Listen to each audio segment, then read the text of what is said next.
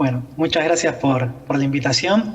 Acá ya está empezando de a poco el frío, todavía no del todo, pero ya se siente. Bueno, voy a hablar de lo que es el paciente con insuficiencia cardíaca y fibrilación auricular y tratar de responder si debemos ablacionarlo o no. Un poco de epidemiología: la fibrilación auricular es la arritmia más frecuente en la práctica clínica y tiene una alta prevalencia que va aumentando con la edad. Mayores de 40 años, un 2,3% tienen fibrilación auricular y mayores de 80 años, casi un 10%. Lo mismo sucede con la insuficiencia cardíaca. A medida que los pacientes van envejeciendo, el riesgo de padecer insuficiencia cardíaca cada vez es mayor. Ahora, ambas entidades están relacionadas con un aumento en la morbi-mortalidad de los pacientes, y ya en el estudio Framingham se observó una fuerte asociación entre fibrilación auricular e insuficiencia cardíaca, tanto en pacientes con fracción de eyección preservada como fracción de eyección reducida. Y el desarrollo de insuficiencia cardíaca en pacientes con FA se asoció a un aumento de la mortalidad, así como también en aquellos pacientes con insuficiencia cardíaca, el desarrollo de fibrilación auricular se asocia con un aumento de la morbi-mortalidad. Esta interdependencia la podemos ver en este diagrama, en este gráfico, que se puede leer tanto de arriba para abajo como de abajo para arriba. La fibrilación auricular genera tanto remodelado auricular como remodelado ventricular, que predispone a la insuficiencia cardíaca, y viceversa. La insuficiencia cardíaca, a través de remodelado ventricular y auricular, predispone a la formación de fibrilación auricular. Todo esto también influye en lo que es la predisposición genética de los pacientes, el síndrome metabólico y la inflamación sistémica. Ahora, ¿la ablación es la mejor estrategia para este grupo de pacientes? Bueno, el grupo de pacientes es muy heterogéneo. Podemos encontrar pacientes con fibrilación auricular paroxística, persistente de larga duración.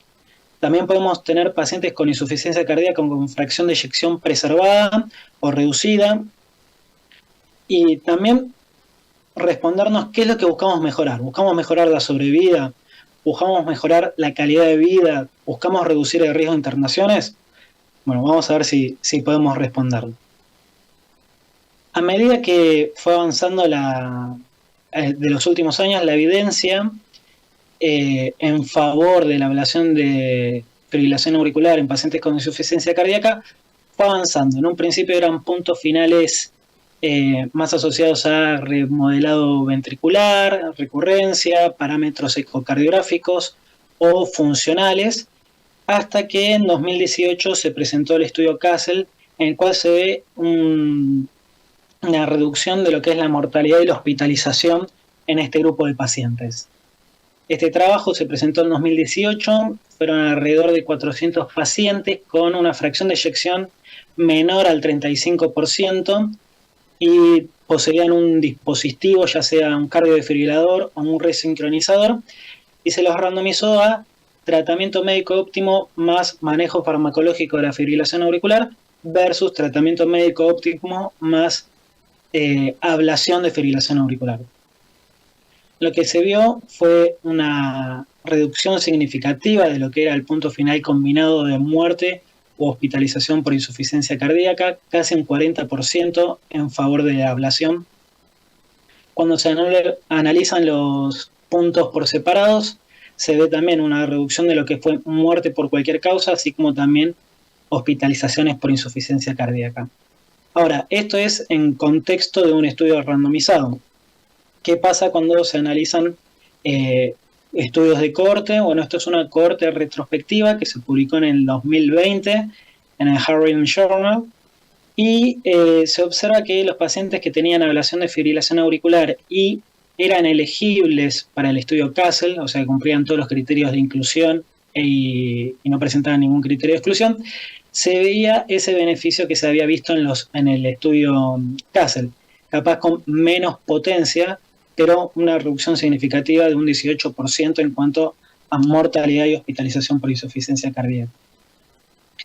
Estos son datos de nuestro hospital, del hospital italiano. Esto es una corte retrospectiva que hicimos. Evaluamos el ecocardiograma previo a la ablación en aquellos pacientes con insuficiencia cardíaca y una fracción de eyección menor al 50%, y comparamos con el ecocardiograma del año de la ablación. Y como se puede ver en este diagrama de líneas, hay una tendencia hacia la recuperación y el remodelado ventricular positivo en estos pacientes.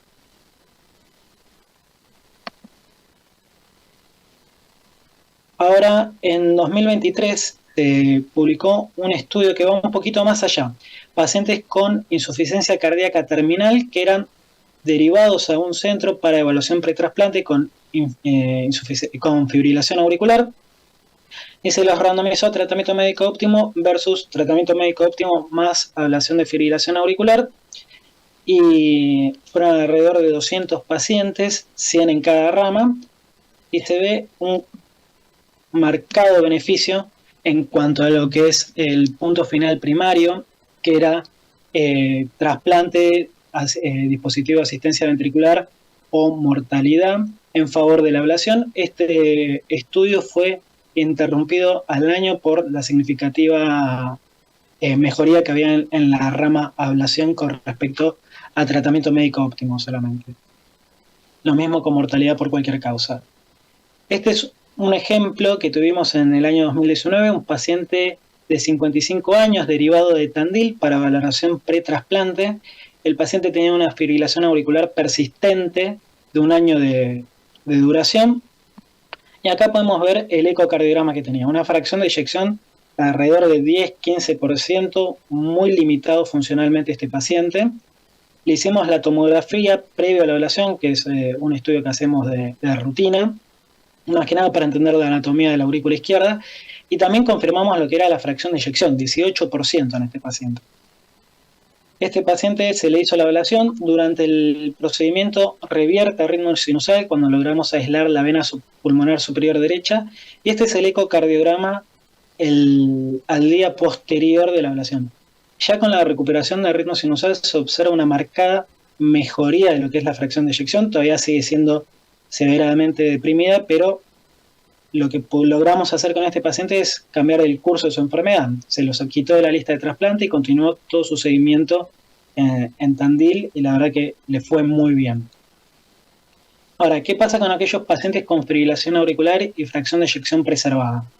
Bueno, esto es un subanálisis del estudio Cabana, capaz el estudio más grande con respecto a ablación de fibrilación auricular versus tratamiento médico, y es un subanálisis de aquellos pacientes con insuficiencia cardíaca. Y lo que se puede ver que en estos pacientes con insuficiencia cardíaca, que eran alrededor de 800 pacientes, en su mayoría tenían una fracción de eyección preservada. La mediana era de 55 y 56%. Lo que se vio en este grupo de pacientes es que hubo una reducción del punto final combinado de muerte por cualquier causa, stroke, sangrados y muerte súbita en favor de la ablación. Lo mismo cuando se observa la reducción en la mortalidad, y también cuando se analiza el tiempo libre de FA es beneficioso para la rama ablación en comparación con la rama tratamiento médico. A raíz de esto, en 2020, la recomendación y el nivel de evidencia con respecto a ablación de fibrilación auricular e insuficiencia cardíaca o taquicardia inducida por cardiomiopatía inducida por taquicardia alcanzó un nivel de recomendación 1 con un nivel de evidencia B. En las últimas guías de este año, de 2024, se mantiene el mismo nivel de recomendación, pero podemos ver cómo va avanzando a lo largo de las distintas publicaciones y guías con respecto a fibrilación auricular. Ahora, ¿qué pasa con aquellos pacientes en los cuales se fracasó con la terapia de control de ritmo o la fibrilación auricular era permanente y aún así tenían marcadas repetidas internaciones por insuficiencia cardíaca o estaban muy sintomáticos? Bueno, esto es un estudio que salió en el 2021, es el APAF-CRT. Lo que buscaba este estudio era comparar una estrategia de ablación del nodo auriculoventricular más resincronización contra una estrategia de control de frecuencia con medicamentos. Y lo que se vio es una reducción significativa en lo que fue mortalidad por cualquier causa en favor de la estrategia ablación y resincronizador. Este es un ejemplo de un paciente que tuvimos con la edad no la recuerdo muy bien, era alrededor de 80 años, una fracción de eyección de 18%, una fibrilación auricular permanente desde 2018 con un difícil control de frecuencia. Muchas veces estos pacientes con fracción de eyección deprimida y fibrilación auricular es difícil titular la medicación para el control de frecuencia en la fibrilación auricular. Y lo que podemos ver acá en este gráfico es que en esta filmina es que en 2022 había tenido 3 internaciones por insuficiencia cardíaca, por fibrilación auricular, por sepsis, todas en unidad coronaria, lo cual nos habla de la severidad del cuadro del paciente. Lo que hicimos fue una estrategia de 2 pasos. Primero se le colocó un cardio resincronizador. Como se puede ver acá, el porcentaje de estimulación biventricular era muy bajo, era del 4%, por lo cual una vez que vimos que los parámetros y los cables están estables en el cardio resincronizador, se siguió con una ablación del nodo auriculoventricular, logrando un porcentaje de estimulación biventricular mayor al 95%. Con esto logramos una mejoría en la fracción de eyección del 18% al 36%, pero lo más importante es que no volvió a tener internaciones por insuficiencia cardíaca desde entonces. Un poco para ir resumiendo, ¿qué debemos hacer con los pacientes con fibrilación auricular e insuficiencia cardíaca? Bueno, primero el tratamiento estándar, que es el tratamiento anticoagulante, el tratamiento de la insuficiencia cardíaca y el control de potenciales desencadenantes de exacerbaciones tanto de FA como de insuficiencia cardíaca. En el caso que haya una inestabilidad hemodinámica, hay que restablecer el ritmo sinusal de forma urgente con una cardioversión eléctrica.